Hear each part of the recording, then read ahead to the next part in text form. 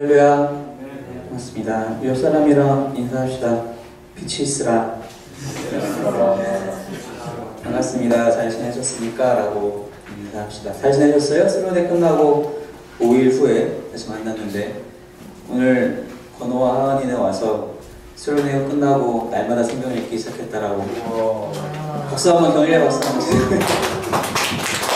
그리고 좋은 일은 드러내서 더 열심히 하라고. 다른 사람들도 같이 귀한 은혜가 또 있었으면 좋겠습니다. 이렇게 말씀을 나누겠습니다. 오늘 함께 나눌 말씀은 구약성경 룻기 1장의 말씀입니다. 구약성경 룻기 1장 1절부터 마지막 절인 22절까지의 말씀, 찾기 어렵지 않죠? 사사기 바로 다음에 있습니다. 구약성경 룻기 1장의 말씀을 저와 여러분이 한 절씩 번갈아 가면서 교독하도록 하겠습니다. 제가 먼저 1절 읽겠습니다. 사사들이 치료하던 때에 그 땅에 흉년이 드니라. 유다 베들레헴의 한 사람이 그의 아내와 두 아들을 데리고 모압 지방에 가서 거류하였는데 그 사람의 이름은 엘리멜레요, 그의 아내의 이름은 나오미요, 그의 두 아들의 이름은 말론과 기르니 유다 베들레헴에 모여 사사들이더라. 그들이 모압 지방에 들어가서 거기 살더니 나오미의 남편 엘리멜렉이 죽고 나오미와 그의 두 아들이 남았으며 그들은 모압 여자 중에서 그들의 아내를 맞이하였는데 하나의 이름은 오르바요, 하나의 이름은 루시라. 그들이 거기에서 들어간 지 10년쯤에 말론과 기르온 두 사람이 다 죽고 그 여인은 두 아들과 남편의 뒤에 남았더라.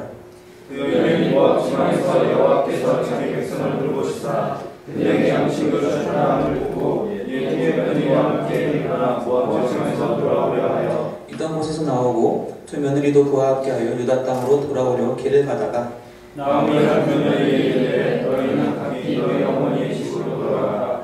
너희가 죽은 자들과 나를 상대한 것 같이 여호와께서 너희를 상대하시기로 하며 여호와께서 너희에게 허락하사 각기 남편의 집에서 위로를 받게 하시기를 원하노라 하고 그들에게 입맞추고 그들이 소리를 높여 울며 나오미에게 이르되 아니이다. 너는 어머니와 함께 어머니의 백성에게로 돌아가겠나이다 한지라. 나오미가 이르되 내 딸들아 돌아가라. 너희가 어찌 나와 함께 가려느냐? 내 태중에 너희의 남편될 아들들이 아직 있느냐?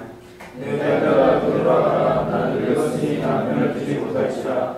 가야 내가 소망이 있다고 말하지. 오늘과 내 남편을 두어 아들들을 낳으라고. 너희가 어찌 그들이 자라기를 기다리겠으며 어찌 남편 없이 지내겠다고 결심하겠느냐? 내 딸들아 그렇지 아니하니라. 여호와의 손이 나를 치셨으므로 나는 너희로 말미암아 더욱 마음이 아프도다 하며 그들이 소리를 높여 다시 울더니 오르바는 그의 시어머니에게 맞추되 룻은 그를 붙여주었더라. 나오미가 또 이르되 보라 내 동서는 그의 백성과 그의 신들에게로 돌아가나니 너도 너의 동서를 따라 돌아가라 하니 룻이 이르되 내가 어머니를 떠나며 어머니를 따르지 말고 돌아가라. 강박하지 마옵소서. 어머니께서 가신 곳에 나도 가고 어머니께서 머무신 곳에서 나도 머물게 되나이다. 어머니의 백성이 나의 백성이 되고 어머니의 하나님이 나의 하나님이 되시리니 어머니께서 죽으시는 곳에서 나도 죽어 거기 묻힐 것이라. 만일 내가 죽는 일 외에 어머니를 떠나면 여호와께서 내게 벌을 내리시고 더 내리시기를 원하나이다 하는지라. 나오미가 룻이 자기와 함께 가기로 굳게 결심하는 거고 그들의 말을 듣지니라. 이에 그 두 사람이 베들레헴까지 갔더라. 베들레헴에 이를 때에 온 성읍이 그들로 말미암아 떠들며 이르기를 이가 나오미냐 하는지라. 나오미가 그들에게 이르되 나를 나오미라 부르지 말고 나를 마라라 부르라. 이는 장정자가 나를 죽이기를 그렇게 하셨습니다. 내가 풍족하게 나갔더니 여호와께서 내게 비어 돌아오게 하셨느니라. 여호와께서 나를 징벌하셨고 적는 자가 나를 괴롭게 하셨거늘 너희가 어찌 나를 나오미라 부르느냐 하니라. 나오미가 모압 지방에서 그의 며느리 모압의 이름과 함께 돌아왔는데 그들이 보고 죽기 시작할 때에 베들레헴에 이르렀더라. 지난주 금요일까지 이제 사사기의 말씀을 마지막 장까지 다 이렇게 보고 나서 이제 어떤 말씀을 또 같이 금요일 예배 때 같이 나눌까 기도하며 고민하던 중에 사사기를 우리가 같이 얘기를 하면서 사사시대에 좀 뭐랄까요, 물론 이제 우리가 받아야 될 교훈들이 상당히 많이 있지만 그 중에서도 우리가 반면교사로 삼을 것들이 많은 것을 우리가 좀 집중해서 본 것이 있습니다. 그래서 사사시대가 정말로 이런 좀 어두컴컴한 시대였느냐, 사실 일정 부분 그렇기도 해요. 왜냐하면은 점점점 이스라엘 백성들의 모습이 더 부렁텅이로 빠져가는 모습들이 확실히 있단 말이죠. 근데 그럼에도 불구하고 한 가지 희망이 당시에 또 있었다라는 것을 우리가 함께 나누고자 룻기의 말씀을 결정하게 되었습니다. 룻기 1장을 우리가 오늘 같이 읽었는데 첫 번째 절에 보니까 사사들이 치리하던 때라고 이제 얘기를 하고 있어요. 방금 얘기했듯이 이제 이 이야기는 사사시대에 일어나고 있는 일들입니다. 그 땅에 흉년이 들었어요. 그래서 유다 지역 베들레헴에서 살던 한 사람이 자신의 가족들을 데리고 여기서 이제 못 살겠으니까 먹을 것이 없어서 살기가 힘들어서 이제 모압 지방으로 이주를 하게 됩니다. 여러분 성경에서 나오는 우리가 보는 많은 믿음의 조상들 중에 자신이 살던 처소를 버리고 어딘가로 옮겨갔을 때 어떠한 일들이 일어나는지 혹시 기억나시나요? 우리가 지난번에도 이제 사사기 혹은 이제 그 사사기 말씀을 보면서 첩을 얻을 때 마지막 장에서 예전에 첩을 얻었던 사람들이 어떤 결과가 있었는지 본 것처럼 마치 여기서도 자신의 처소를 버리고 다른 곳으로 이주했을 때 예전에는 어떤 일들이 있었는지 우리가 한번 좀 기억을 해보면 좋을 것 같습니다. 어떤 사람도 있었죠? 다 알다시피 아브라함이 있었죠. 아브라함이 창세기 20장에 보니까 그 땅을 버리고 그랄 땅으로 옮겨갑니다. 그랄 땅이라고 하면은 그런가 보다 생각되시죠? 어딘지 전혀 감이 안 오잖아요.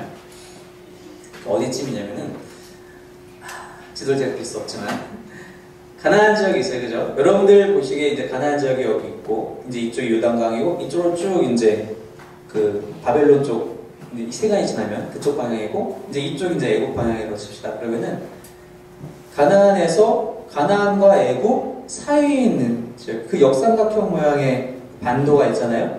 그 반도의 윗부분, 그 가운데 지역쯤이 그랄 땅에 속합니다. 위치상으로 그곳이라는 것은 하나님이 아브라함에게 야 너에게 이 땅을 다 줄 거야 라고 약속하신 그 가나안 땅 바깥에 있는 거예요. 아브라함은 지금 창세기 20장에서 그 땅으로 이주를 했다는 것입니다. 그리고 무슨 일이 일어나죠? 거기 가서 자기 아내를 얘는 내 누이예요. 왜 그렇게 거짓말해요? 자기가 살아남기 위해서 거짓말을 합니다. 그리고 어떻게 되죠? 하나님께서 거기서 벌을 주시죠. 아브라함한테 직접 주시는 것이 아니라 그 성읍에 그 나라에 벌을 주세요.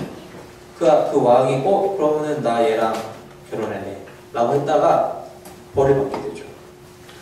아브라함만 그랬느냐? 그렇지 않아요. 아브라함만 그런 것이 아니라 그 아들이 이삭도 그랬습니다. 그죠? 이삭도 창세기 26장에 가서 보면은 또 그랄 땅으로 갑니다. 이유가 기근이었어요. 기근 때문에 그 땅으로 갑니다. 거기서도 그러한 일들이 있죠. 거기 좀 말씀 잠깐 볼게요. 창세기 26장 2절의 말씀입니다.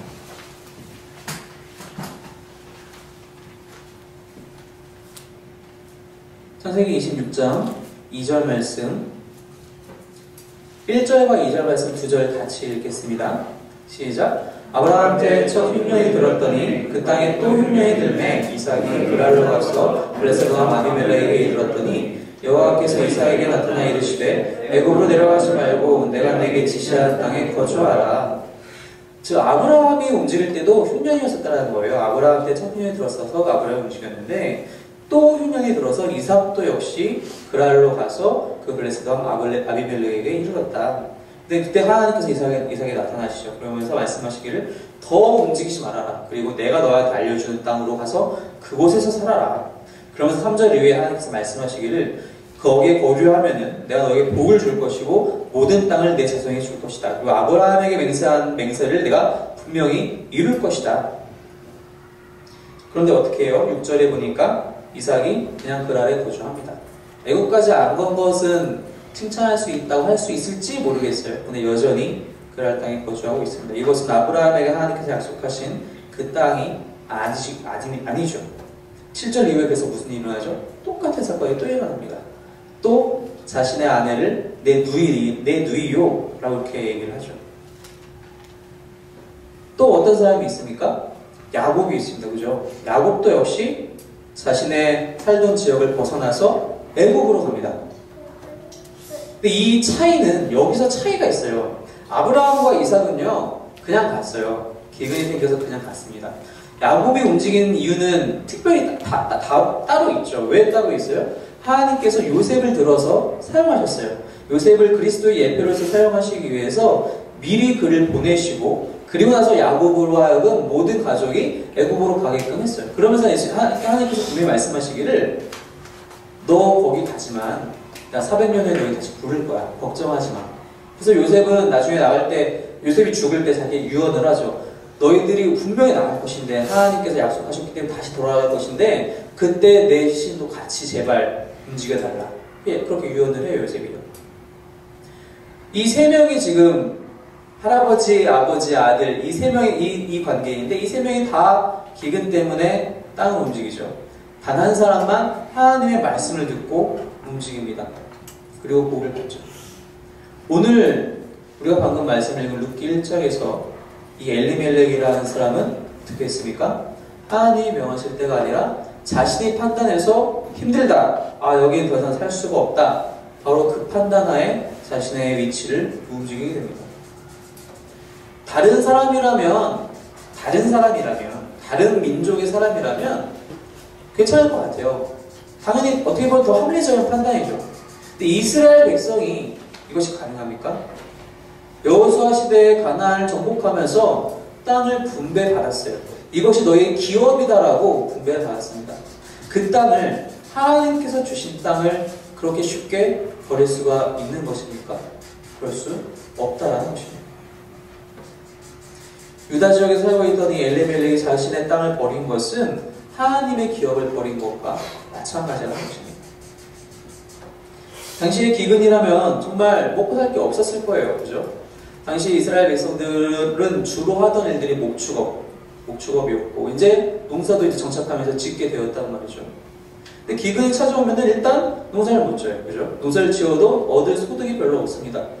내가 먹을 소득이 없는데, 이 양떼와 소떼들을 키울 만한 것들을 얻을 수 있나요? 그럴 수 없다는 것입니다. 어떻게 보면 합리적인 판단이에요. 근데 문제는 이 기근이 나한테만 찾아왔느냐, 즉 이 엘리멜렉이라는 사람 개인에게만 찾아온 것이냐? 그럴 수 있나요? 그럴 수 없어요. 다른 데는 다 비 오는데 내 땅만, 지금 내 밭만 비가 골라서 안 오느냐? 그렇지 않다는 겁니다. 모든 이스라엘 백성이 다 동일하게 겪고 있는 고통이라는 것입니다. 당시의 기근이라고 한다면 요즘으로는 우리가 어떻게 생각해 볼 수 있을까요? 회사에서 받는 스트레스? 혹은 가족과의 문제? 혹은 나의 영적인 문제들? 내가 신앙적으로 고민하고 있는 것들? 나 이 교회 사람들이랑 도저히 안 맞아. 성격 안 맞아서 못하겠어. 혹은 여기서는 내가 내 신앙이 좀 더 성장하는 것 같지가 않아. 내가 다른 좋은 교회로 옮겨야지 하는 생각들. 그것이 영적인 문제이든 개인적인 문제이든 혹은 공동체적인 문제이든 어려움은 항상 누구나 찾아온다는 것입니다. 그럼 기근이 그때만 있었고 지금은 없습니까? 여전히 있어요. 그죠? 여전히 기근이 있고요. 가뭄이 있고요. 그 반대로 홍수도 있습니다. 자연현상도 그렇게 마찬가지로 반복되는 것처럼 이러한 사람들의 문제들도 반복되기 나름입니다. 우리에게도 그 문제가 찾아오고 있다는 거예요. 그런데 그 문제가 나한테만 찾아오고 있지 않다는 것입니다. 모두에게 찾아온다는 거예요. 그 들어가는 현상은 다를 수 있어요. 각 사람이 어떤 사람에게는 다른 어떤 A라는 모습의 문제로, 어떤 사람은 B라는 모습의 문제로 나타날 수 있습니다. 하지만 모두가 어려움은 한두 가지씩은 다 갖고 있다는 것입니다. 여러분, 남자분들은 사실 이해가 빠를 거예요. 남자분들이랑 다른 남자분들이랑 그 친구가 됐든 교회에서든 얘기를 나누면 한국 사람인지라 군대 얘기가 안 빠질 수가 없어요. 그러면 가만히 얘기 듣고 있으면요, 이분들이 한국에서 군대 생활을 하신 건 맞나? 라는 생각이 들어요. 무슨 아프리카에 가서 했다라 한 것 같은, 아마존 밀린 가상 같은, 자기 혼자 힘든 건 다 했어. 막 며칠씩 굶고 막 훈련받고 막 빡시게 다 한 거예요, 자기 혼자. 누구나 다 자기 있기 힘들다고 그래요. 누구나 다 자기 문제가 세상에서 제일 어려운 문제라고 그러고 제일 풀기 힘든 문제라고, 너무 힘들어서 남들은 나 이걸 이해 못할 거야 라고 그렇게 낙마하고 좌절한다는 것이죠.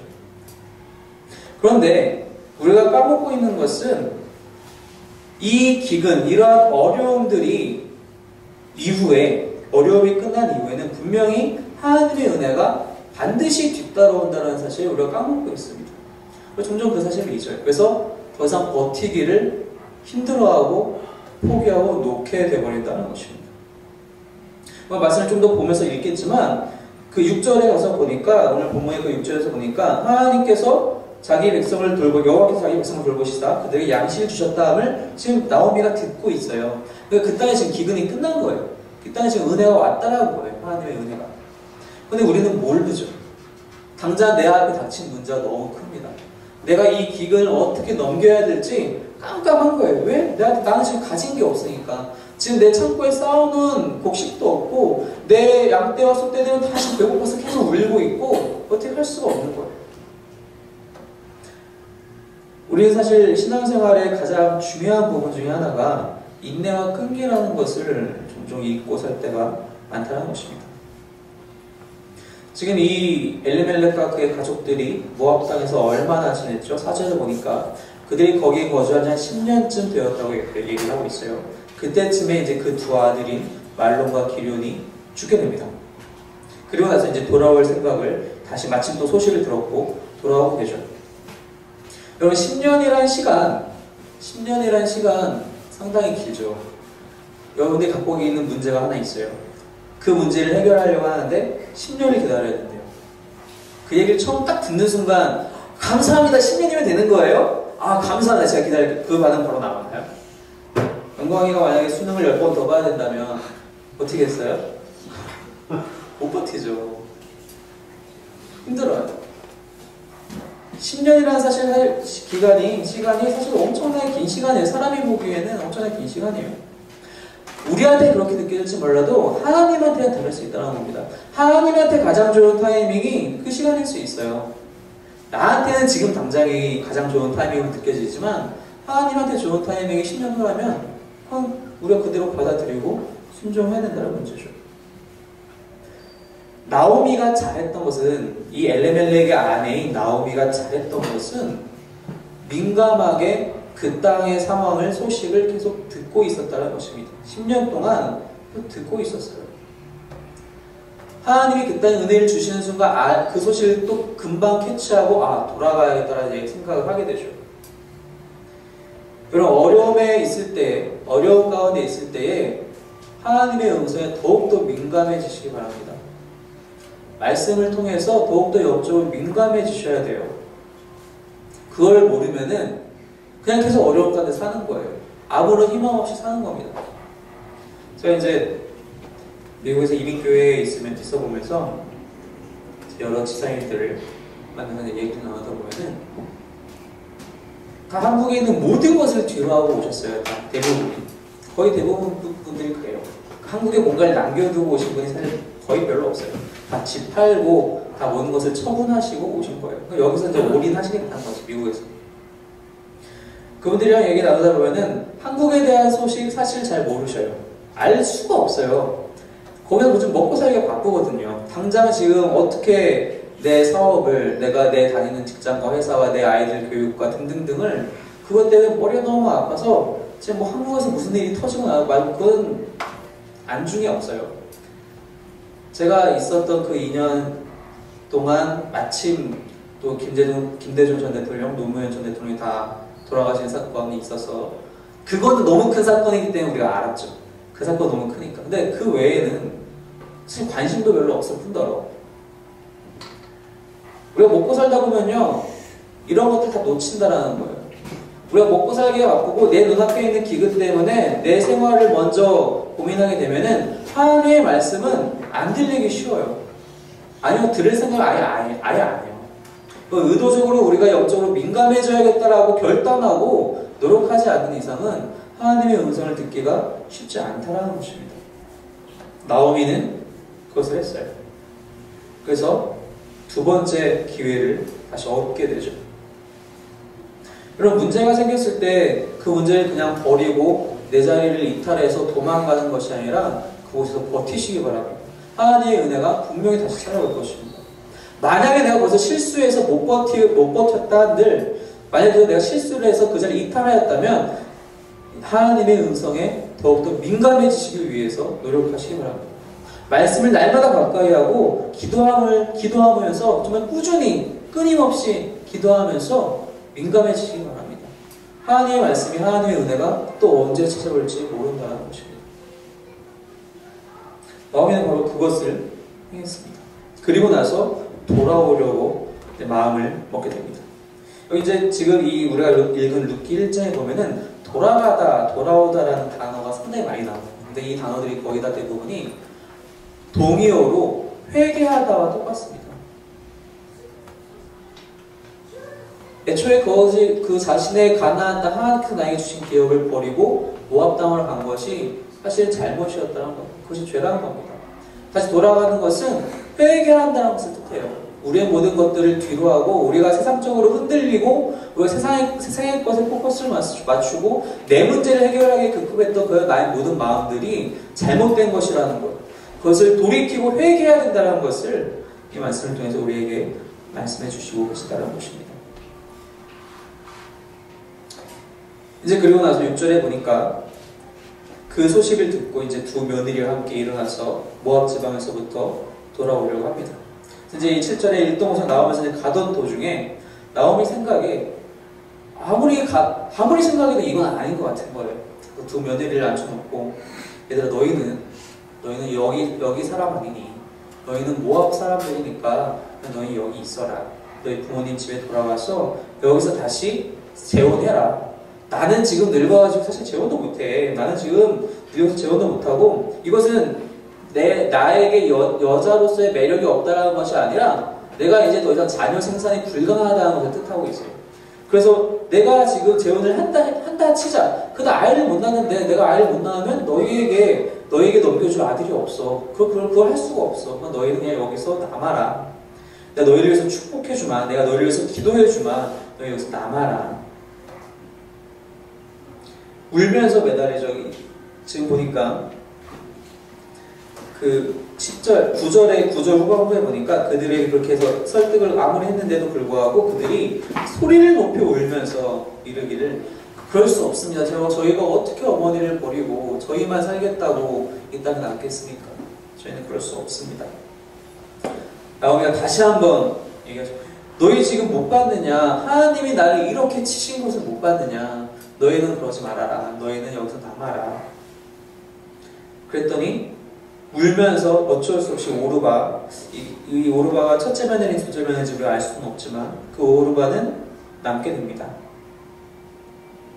그리고 룻은 그럼에도 불구하고 나는 여기 함께 하겠다라고, 어머니와 함께 하겠다라고 얘기를 하죠. 16절에 보면요, 이 룻기에서 정말 가장 위대한 고백 중에 하나가 나오게 됩니다.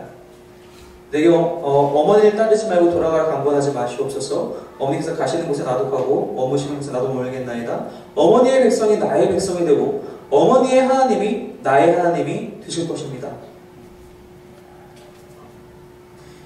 여러분, 이 오르바와 룻을, 이 두 며느리를 좀 잘 보면 우리가 이미 이 성경을 읽으셨기 때문에 룻기의 내용을 우리가 알고 있기 때문에 당연히 룻을 칭찬할 수밖에 없어요. 그죠? 아, 룻이 참 잘했지. 그래서 이러이러하게 됐어. 우리는 사실 내용을 다 알고 있잖아요. 그래서 어떻게 보면 오르바가 좀 괜한 욕을 먹을지도 모르겠어요. 근데 우리가 이런 모든 배경을 다 뒤로 하고 오르바와 룻 딱 두 사람만 놓고 한번 봐봅시다. 오르바가 잘못했습니까? 여러분들이 그 입장이면요, 제가 그 입장이었으면 눈에 보이지도 않는 저 유다 지역 베들레헴 안 가죠. 여기 지금 아버지가 계신데, 엄마가 있는데, 내 편한 집이 있고 내 고향 친구들이 있고, 그런데 그걸 왜 가요? 아무리 힘들고 아무리 또 사랑하고 아무리 아끼는 시어머니 나옴이라도 시어머니잖아요. 힘들다고 남죠. 오르바가 잘못한 건 하나도 없어요. 합리적인 선택이에요. 룻은 그렇지 않죠. 우리가 그래서 보통 평가할 때, 우리 평가라기보다는 마음에 생각을 할 때, 아, 룻은 정말 잘했다. 아이, 오르바 이게 뭐야? 오르바 이거 진짜, 어떻게 어머니를 이렇게 내팽길 수 있어? 그래서 절대 근데 오르바 그런 거 아니거든요. 눈물을 흘리면서 매달렸단 말이죠. 여러분, 우리가 오르바를 탓할 수 없습니다. 도덕책, 윤리적인 책, 윤리책을 봐도 그런 것들을 잣대로 대도 오르바를 탓할 수가 없어요. 무슨 뜻이냐? 우리가 믿는 자로서 해야 할 선택들 혹은 결단들은 도덕적인 것을 뛰어넘어야 한다는 것입니다. 모두가 봤을 때 이건 도덕적으로 옳다, 최선을 다한 것이다, 도리에 합당하다. 우리는 그것을 뛰어넘어야 한다는 것입니다. 우리는 그것을 뛰어넘어서 한 단계 더 나아가서 하나님이 기뻐하시는 선택이 무엇인가, 하나님이 기뻐하시는 결단이 무엇인가를 생각해야 된다는 것입니다. 우리는 선과 악을 구별하기 위해서 이 자리에 모인 것이 아니에요. 우리는 최선이 무엇이냐, 하나님에게 최선이 무엇이냐, 그리고 차선이 무엇이냐, 그리고 내가 이왕이면 가능하면 최선을 선택하자. 하나님이 원하시는 걸 선택하자. 하나님이 기뻐하시는 걸 선택하자. 성경에 나와 있지 않기 때문에 확실하게 그럴 것이라고 얘기할 수는 없지만 저는 분명히 오르바도 복받고 살았을 것이 생각해요. 나오면 그렇게 기도하거든요. 하나님 이 오르바도 축복받게 해주세요. 그렇게 얘기하잖아요. 너희가 나와 내 남편과 아이들을 선대하였기 때문에 여호와께 너희를 선대하며 내가 정말 강권하게 기도한다. 저는 오르바도 정말 축복받고 살았을 거라고 생각을 합니다. 하지만 룻은요, 엄청난 축복을 받게 되죠. 우리가 이미 이야기 알고 있지만 비할 수 없는 축복을 받게 되죠. 예수님의 그 족보에 들어오게 돼요. 이 룻이. 룻은 과연 무슨 생각으로 그런 결단을 하게 됐을까요? 도대체 무엇이 룻으로 하여금 이런 16절에 나와 있는 어머니의 백성이 나의 백성이 되고 어머니의 하나님이 나의 하나님이 되십니다. 아까도 얘기했듯이 이 사람은 모압 땅 사람이잖아요. 물론 아브라함까지 쭉 거슬러 올라가면 먼 친척이 되지만 당시에는 사실 좋은 관계가 아니었단 말이죠. 여러분 사사시대에 우리가 봐서 알지만 모압과 에글론이 이스라엘을 치잖아요. 그래서 누가 대적하죠? 기억이 안 나죠? 사사기를 그렇게 열심히 몇 달 동안 같이 말씀 나왔지만 기억이 안 나죠? 애굽, 왼손잡이 애굽. 기억나시나요?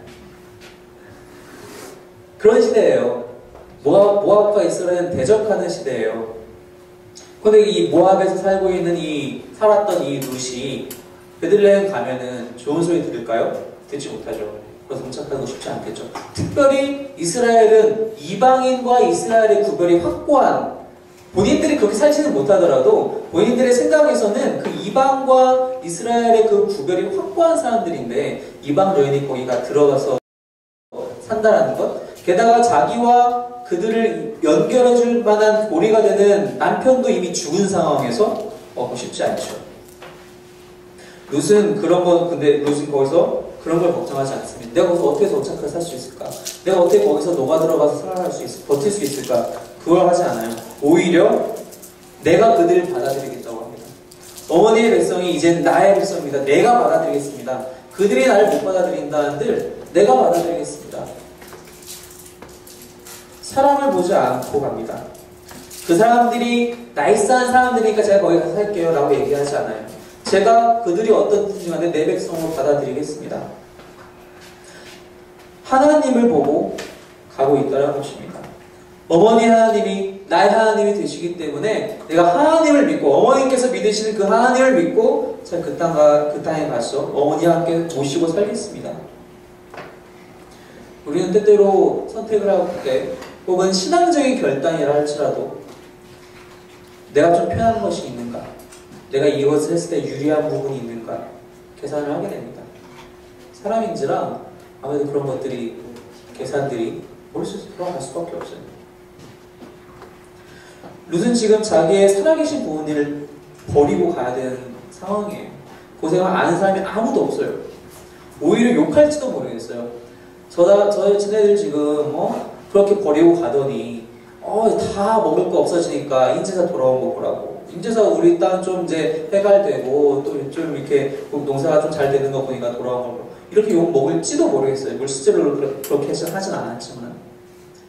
그런데 룻은 아무것도 없는 그 땅 가운데 오직 하나님을 바라보고 갑니다. 우리가 어떤 결단을 할 때에 그러한 계산하지 않고 오직 하나님만 바라보면서 결단해야 된다는 것입니다. 내가 이 결단을 하면은 하나님이 이러한 복을 주시겠지. 아, 내가 이런 결단을 하면 내가 나의 삶에서 이런 부분이 좀 편해지겠지. 아, 이런 부분들을 이제 남들이 건들지 못하겠지. 그런 것이 아니라 하나님만 바라보면서 최선의 결단을 해야 한다는 것입니다. 어떠한 계산 없이, 어떠한 내 욕심 없이. 이것이 룻의 입장에서의 결단이라면 이것을 가능하게 한 사람은 누구입니까? 가능하게 하신 분은 물론 하나님이시지만 가능하게 한 사람은 바로 누구입니까? 나오미예요. 왜 그러느냐? 나오미가 10년 동안 이들과 함께 살면서 보여줬어요. 하나님을 섬기는 법을 보여줬어요. 하나님의 백성으로서 살아가는 법을 보여줬어요. 이 며느리는 자기 신의 시어머니가 그렇게 하나님 앞에 신실하게 사는 것을 보고 그 하나님을 내가 내 하나님으로 받아들이겠으라고 고백하는 거예요. 여러분, 우리가 다른 사람한테 하나님을 보여줄 수 없다면, 나의 삶을 통해서 그들에게 예수님을 보여줄 수가 없으면은 이러한 일들이 일어날 수 없다는 것입니다. 나 때문에 오히려 교회가 욕먹고 있지는 않은가? 나 때문에 오히려 사람들이 오히려 예수를 멀리하고 에이, 나 안 믿어. 쟤도 저런데 뭐. 혹시 이런 얘기를 듣고 있지는 않은가? 돌아봐야 한다는 것입니다. 나오미는 엄청 사실은 불평과 불만과 투덜대도 누가 하나 뭐라고 할 사람이 없는 사람이었어요. 그 10년의 삶이 얼마나 어려웠습니까? 기근 때문에 저 버티다 못해서 도망왔죠. 모압까지. 자기 남편이 죽었습니다. 남았는데 이제 두 아들이 겨우 남았는데 그 두 아들이 또 죽어가요. 당시에 여러분, 남편 없고 자식 없는 과부의 상황이란 처참하게 이를 데가 없습니다. 아무리 율법에서 소외된 자를 도와주려고 한다 한들 정말 형식적인 도움에, 물론 이제 그 지역마다 사람마다 달 수 있겠지만 정말 도움을 구하기 힘든 상황이에요. 자, 그래서 이제 이 스스로도, 나오미 스스로 이 고백을, 내가 노년에 희망이 없다라고. 그렇게 불평불만을 터뜨려도 되는 사람인데 나오미는 그렇게 안 했다는 거예요. 이 고난도 하나님이 주신 것이라고 오히려 고백해요. 그것은 하나님을 원망하고 하나님께 투덜대는 그런 고백이 아니라 이러한 것도 하나님이 주셨기 때문에 복 주시는 분도 하나님이시다라고 오히려 신앙을 고백하고 있는 모습이거든요. 이 나오미의 모습을 보고 룻은 하나님을 발견하게 된다는 겁니다. 그리고 그 하나님은 나의 하나님이십니다 라고 고백하고 제가 함께 가겠습니다. 베들레헴까지 함께 가겠습니다.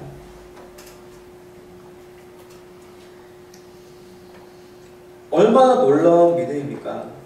이 둘의 믿음이. 여러분, 이 비슷한 사건이 수백 년 전에 있어요. 무슨 사건이 있냐면 이스라엘 백성이 이제 출애굽을 합니다. 나와서 이제 시내산에까지 와가지고 율법도 받고 다 어떻게 제사들을 다 교육을 받아요. 2년이라는 시간이 다 지났습니다. 하나님께서 정탐꾼을 보내라. 12명을 보내요. 10명 다 돌아와서 얘기해. 젖과 꿀이 흐르는데 장난 아니야. 10명은 근데 우리 못 가. 2명 그래도 가자. 이스라엘 백성은 뭘 선택하죠? 10명의 의견을 선택합니다. 이들은 봤어요. 그 땅에 뭐가 있는지 확실히 알아요. 그런데 안 가요. 룻과 나오미는요, 못 봤어요. 지금 베들레헴의 은혜가 하나님께서 은혜를 주셨다는 얘기만 얼핏 들었어요. 실제로 지금 여기서 곡식이 잘 자라고 있는지, 소와 양떼들이 잘 먹고 잘 살고 있는지, 이렇게 피도피도 이렇게 그 기름기가 있는지 몰라요. 못 봤지만 가는 거예요. 하나님 복 주셨다는 얘기를 들었기 때문에 하나님 믿고 가는 거예요. 그 베들레헴까지. 얼마나 놀라운 믿음입니까? 그 믿음을 보고 룻이 배우잖아요. 여러분을 통해서 여러분 주위의 모든 이웃들이 예수님을 발견하시길 소망합니다. 여러분 때문에 사람들이 나도 믿을래, 나도 주님께 돌아갈래 라고 그런 고백이 날마다 터져나는 일들이 여러분 주변에서 일어나기를 소망합니다.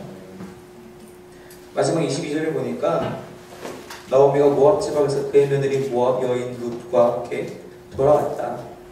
그것 때는 볼이 추수 시작할 때이다. 나오미는 돌아왔습니다. 그죠? 나오미는 돌아왔어요. 룻은 돌아왔습니까? 룻은 돌아온 게 아니에요. 룻은 여기 처음 왔거든요. 룻은 여기 있었던 사람이에요. 그런데 이 룻기의 저자는요, 묘하게 이야기를 돌려서 표현하면서 룻도 돌아왔다라고, 오히려 룻이 돌아온 것을 더 강조합니다. 그래서 덧붙인 말이 지금은 볼이 추수 시작할 때이다. 이방인이 돌아왔습니다. 믿지 않던 사람이 하나님을 알게 되었습니다. 예수님이 뭐라고 하시죠? 보아라, 지금 추수할 때다. 룻은 돌아온 거예요. 하나님을 모르던 자가 하나님께로 돌아온 겁니다. 그리고 지금이 바로 추수할 때라고 같이 고백을 합니다. 여러분 때문에 추수할 것이 많기를 소망합니다. 여러분의 삶이 변화돼서 예수님을 드러내기 때문에 날마다 추수가 일어나길 소망합니다. 이것은 내가 하나님의 욕심, 나의 욕심을 두는 것이 아니라 하나님의 최선인 것을, 하나님께서 기뻐하시는 것을 내가 선택하겠다고 결단하겠다고 할 때, 나에게 맡기신 일들, 나에게 맡기신 사명을 도망하지 않고 이탈하지 않고 버텨서 그 은혜가 올 때까지 기다릴 때 일어나는 일들이 하고 싶습니다. 바로 이러한 은혜가 우리 교회에, 우리 모든 성도들 가운데 일어나길 주님의 이름으로 축원합니다. 기도하겠습니다.